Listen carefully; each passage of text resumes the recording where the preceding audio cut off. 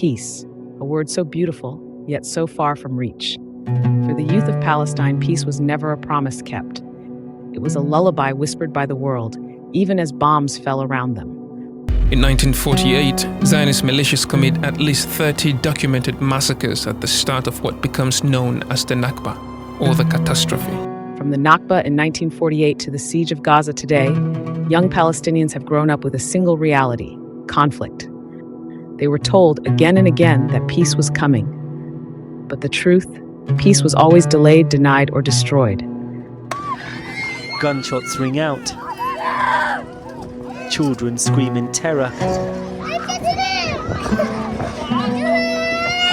Gaza, once called the world's largest open-air prison, is now a graveyard for children. Since October 2023, more than 40,000 Palestinians have been killed. Over 10,000 of them were children.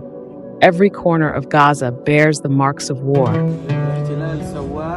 The school buildings are totally destroyed. We found dozens of dead bodies in the classrooms. Almost every school in Gaza has been destroyed. Electricity is rare, clean water even rarer.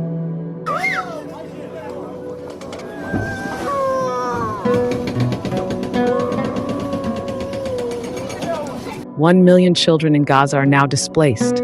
They sleep in tents, eat once a day if they're lucky. They study with no books, play with no toys, and dream of normal things: going home, being safe. Palestinian official told a journalist at the Associated Press news agency that both sides had agreed to meet weekly. They call them peace talks. Oslo, Camp David, Annapolis. Words, signatures, smiles. But for Palestinian youth, every deal came with new checkpoints, new walls, new betrayals. Oslo gave hope, then it gave roadblocks. Gaza disengaged, then Gaza was blockaded. Here's the truth. The conflict between Israel and Palestine did not begin on October 7, nor did Israel's brutality against Palestinians. In the West Bank, young Palestinians crossed military checkpoints to reach school. They faced tear gas, bullets, and arrests. In 2025 alone, Israeli forces killed more than 150 Palestinians in the West Bank. Some of them were just children. A 12-year-old was shot in his own home. 3 bullets in his back, no aid allowed. His crime? Opening a door. نفسي ومشكلة كبيرة مع نفسي إنه خايفة على مستقبل أولادي. Over 625,000 students in Gaza have no school to return to. 80% of Gazan youth were unemployed even before the war. Now they're hungry, sick, and traumatized.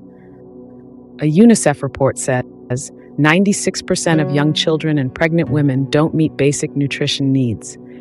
Children are dying not just from bombs, but from dehydration and hunger. But they still dream. A boy in Rafah drew his house with crayons.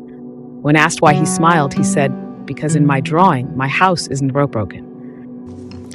I propose that the Council invites the permanent observer of the Observer State of Palestine to the United Nations to participate in this meeting. The world says it supports peace, but in March 2024, 14 UN Security Council members voted for a ceasefire. Only one country said no, one veto, and the bombing continued. People have died from starvation in the Gaza Strip in the last 24 hours. That's coming from officials within the Palestinian Health Ministry. Palestinians heard promises, but what they saw was silence. They saw billions in weapons sent to their oppressor.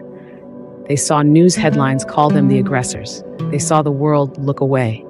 Back on the streets, this displaced family in Khan Yunis was able to go home during the ceasefire, but now it has expired. They have once again been forced to flee. Still, they resist with poems, paintings, songs, with education, with courage. One girl in Gaza said, "When I grow up, I want to build hospitals so no child feels like I do." Families crowd together in makeshift tents. They use a communal hose on the ground for washing and to drink. Peace was a promise the world never meant to keep. A lie, repeated in conference rooms and media headlines. But the children of Palestine, they still hold on to their memories, to their dignity, to a future they were never given. Peace is not a word. It is food, shelter, school, laughter. Until the world gives them that, peace remains a lie. Thanks for watching. Do subscribe, share, and stand with Palestine's youth.